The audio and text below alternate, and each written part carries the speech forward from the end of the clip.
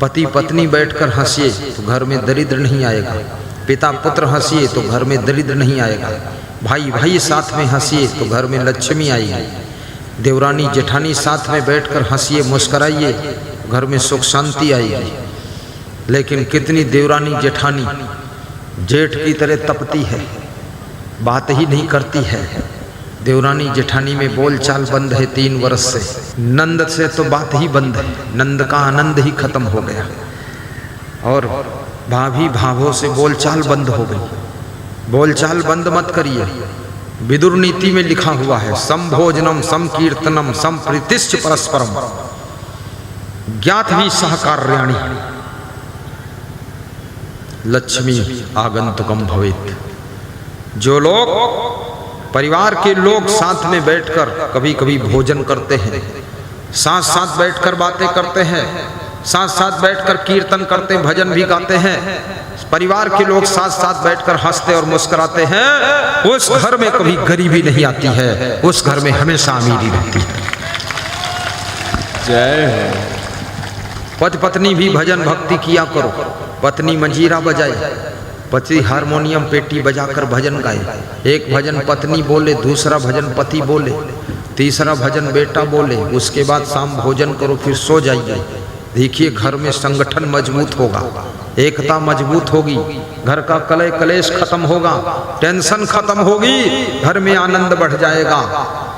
ये चकई के चकधुम मकई के लावा तिकड़े के तिकड़म दिन रात बनाते रहते हो, आधा घंटा भी भजन प्रवचन के लिए समय नहीं निकालते हो। इतना क्यों परेशान हो इस मायावी दुनिया में? मर जाओगे सब छूट जाएगा, आंखें बंद हो जाएंगी, लाश पड़ी रहेगी। क्या यहाँ लेने आओगे, क्या ले जाओगे? कौन मकान तुम्हारे साथ जाएगा, कौन दुकान जाएगी, कौन बेड जाएगा कि सोफा सेट जाएगा, कि कौन तुम्हारे साथ पत्नी और पतना जाएगा? फालतू लफड़ा में फंसे हुए हो। इसलिए छुट्टी लेकर आधा घंटे भजन भक्ति करो, आपस में हंसो बोलो, और शाम को प्लानिंग बनाओ और सुबह काम शुरू करो। सुबह बैठकर मीटिंग मत करो, शाम को सेटिंग करो, शाम को प्लानिंग करो, शाम को एडजस्टमेंट करो, शाम को ही मैनेजमेंट करो। और डिसीजन हो जाना चाहिए कल किसको क्या क्या करना है। और दिन में काम करके आओ तो शाम को फिर घर मालिक को सब बताओ काम हुआ कि नहीं हुआ। आए और चुपके से कमरे में घुस गए और इसमें सो गए जाकर के, तो तुम्हारे घर में गरीबी आएगी। पता चलना चाहिए कितना हुआ, क्या हुआ, कहाँ हुआ, क्यों नहीं हुआ, उसका क्या समस्या है, कैसे समाधान होगा। अपने बाप को बताइए, बाप तुमको बताए, बैठकर सलाह करो। हम संत लोग इतने हैं, सब बैठकर सलाह करते हैं। मीटिंग बैठती है शाम को, महीने में 1 बार मीटिंग 2 घंटे करता हूँ। पूछता हूँ सब संतों से, बताता हूँ ये बात है, इसमें बताओ क्या करना चाहिए। सब अपना अपना मत रखते हैं, तभी विकास होता है। पति पत्नी सलाह कर लो, व्यवस्था को सही ढंग से जमाओ, मकान को सुंदर बनाओ, उल्लुल जुल्लुल मकान मत बनाओ। पहले नक्शा कागज पर बनाओ, बुद्धि काम ना करे तो इंजीनियर से मदद ले लो, 2-4 हज़ार दे दो, कम जगह में अच्छा बन जाएगा। हमारे आश्रम में 2500 स्क्वायर फीट में 2500 स्क्वायर फीट में आश्रम बना है, 22 कमरा निकला है और देखने में भी बहुत सुंदर है। अभी आपको दिखा दूंगा, टीवी पर आएगा नक्शा, देखना। केवल 2500 स्क्वायर फीट, दमादम मस्त कलंदर, आश्रम का पहला नंबर। ऐसे सुंदर बनाओ, उबड़ खब्बड़ इधर उधर, कहीं छोटा दरवाजा रखते हैं 5 फुट का खोपड़ी में लड़ रहा है, कहीं 9 फुट का रखते हैं, उसमें ऊँट निकल जाएगा, ऊँट थोड़े वहाँ निकलना है।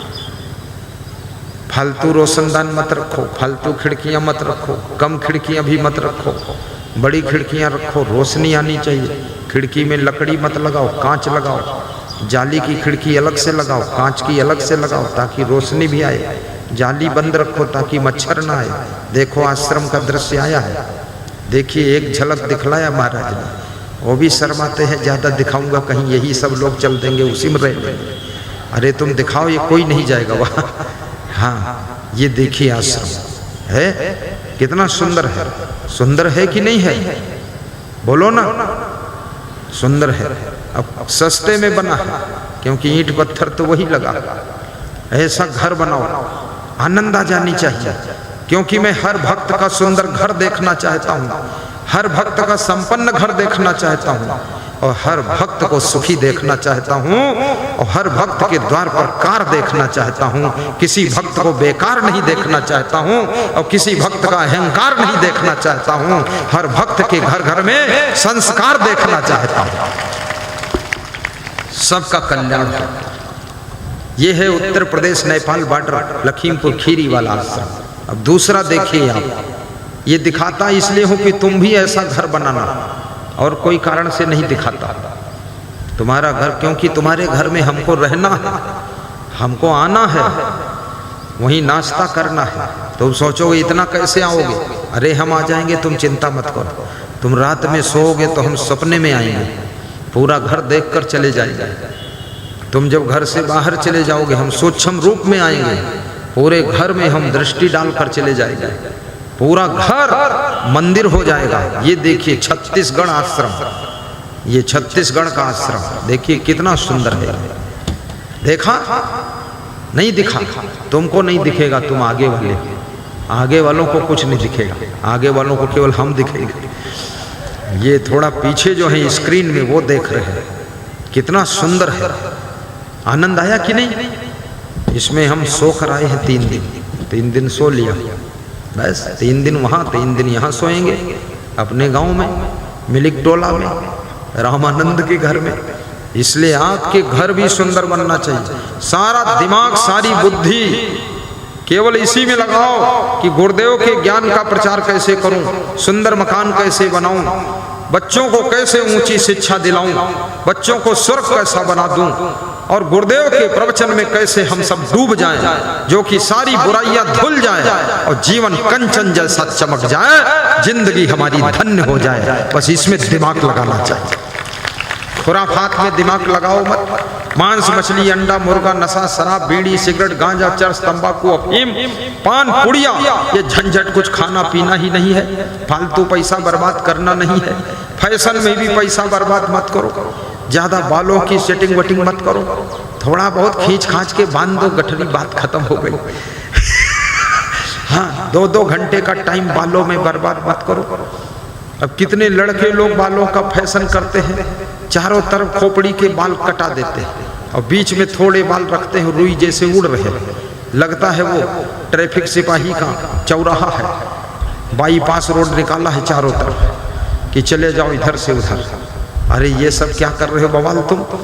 लड़कियां भी बहुत बालों का फैशन करती हैं, इतना बालों में डिजाइन बनाती हैं, जितनी लड़की उतनी डिजाइन, हर खोपड़ी अलग अलग डिजाइन में है। अब उसके बाल देखो, इधर से मोड़ के उधर बांध देती है, बीच में बाल कुछ फुला देती है, ऊपर कर देती है, और फिर थोड़े बाल लटका देती है, और गुरुदेव को भी बता देती है बाल में बांध कर खींच के उधर डाल दूंगी, सावधान गुरुदेव। ये सब बकवास मत करो, ये सब फालतू। अपने खोपड़ी के दिमाग का सही प्रयोग करो, शिक्षा में मन लगाओ, घर को उन्नति के लिए सोचो, सारी बुद्धि उसमें अर्पित कर दो। भले नाशवान संसार है, भले 100 साल रहना 50 साल रहना है, लेकिन नरक बनाकर नहीं रहना है। 5 दिन रहूंगा लेकिन स्वर्ग बनाकर रहूंगा, टाप कर रहूंगा, वैकुंठ में रहूंगा। ऐसा घर बनाना है और ऐसी जिंदगी सुख से जीना है। कोई भी नशा व्यसन नहीं रखना है और गुरुदेव का ध्यान लगाना है। बोलिए सद्गुरुदेव की जय। प्रेम को बढ़ाइए, सहनशीलता रखिए, गलतियों को क्षमा कीजिए, अपनी गलतियों का सुधार कीजिए। बार बार गलती करने से रिश्ते टूट जाते हैं। निरंतर गलती करने से रिश्तों में दूरियां हो जाती है। आत्मा शुद्ध बुद्ध है, चैतन्य स्वरूप है। शरीर नाशवान है, शरीर की मृत्यु होती है। थोड़ी देर में आत्मा और परमात्मा का ज्ञान करा रहा। अभी तक आपको सांसारिक बातें सुना रहा था, सामाजिक पारिवारिक ज्ञान दे रहा था। थोड़ा 5 मिनट आत्मा परमात्मा का ज्ञान ले लो। कैसे मिलेगा परमात्मा? जिस भगवान को तुम ढूंढते रहते हो, कभी मंदिरों में ढूंढते हो, कभी अल्लाह के नाम पर मस्जिदों में जाकर बांग लगाते हो, 5 बार नमाज करते हो, सुबह शाम पूजा पाठ करते हो। क्या अल्लाह तुमको मिल गया है? क्या भगवान तुमको मिला है? यदि भगवान आपको मिल जाए तो क्या भगवान को तुम सुरक्षित रख पाओगे? भगवान के पैर छूने के लिए तुम इतने जोर से दौड़ोगे कि भगवान को तो तुम नोच डालोगे, रौंद डालोगे। इसलिए भगवान साक्षात आपके बीच में कभी आता ही नहीं। भगवान हमेशा रूप बदल कर आता है। कभी गुरु के रूप में, कभी संत के रूप में भगवान आता है, कभी माँ बाप के रूप में भगवान मिलता है, कभी परोपकारी के रूप में भगवान मिलता है, और कभी धर्म की रक्षा करने के लिए कोई मानव का भगवान के रूप में अवतार होता है। जब जब हो ही धर्म की हानि, बाढ़ई असुर अधम अभिमानी, तब तब प्रभु धरि मनुष्य शरीरा, हरै सकल सज्जन भो पीरा। यदा यदा ही धर्मस्य ग्लानिर्भवति भारत, अभ्युत्थानम् अधर्मस्य तदात्मानं सृजाम्यहम्। परित्राणाय साधूनां विनाशाय च दुष्कृतां, धर्म संस्थापनार्थाय संभवामि युगे युगे। हर युग में भगवान विभिन्न रूप बदल कर आता है। भगवान की एक ही परिभाषा है, जो आपके धर्म की रक्षा करे, जो आपको धर्म के पथ पर चलने के लिए प्रेरणा दे, जो आपको मानवता की राह सिखाए, समझ लेना उसमें भगवत सत्ता काम कर रही है। वो मनुष्य के रूप में है। जय हो। आपके भूले हुए कर्तव्य को जो याद दिलाए, आपके दुष्कर्म को सत्कर्म में परिवर्तन करने के लिए जो प्रयत्नशील हो, और आपके भटकते हुए मन को जो सत्य पर ठहरा दे, वो भगवान का रूप होता है। और ऐसे लोग कभी कभी संसार में आते हैं और सबको बदलने का काम करते हैं, सबको चेंज करने का काम करते हैं। उनकी वाणी अमृत वाणी होती है, और उनका हर कदम परिक्रमा होता है, उनका हर कर्म धर्म होता है। उनकी दृष्टि आपके जीवन में सुख की वृष्टि करती है, और उनके शब्द अमृत से कम नहीं होते हैं।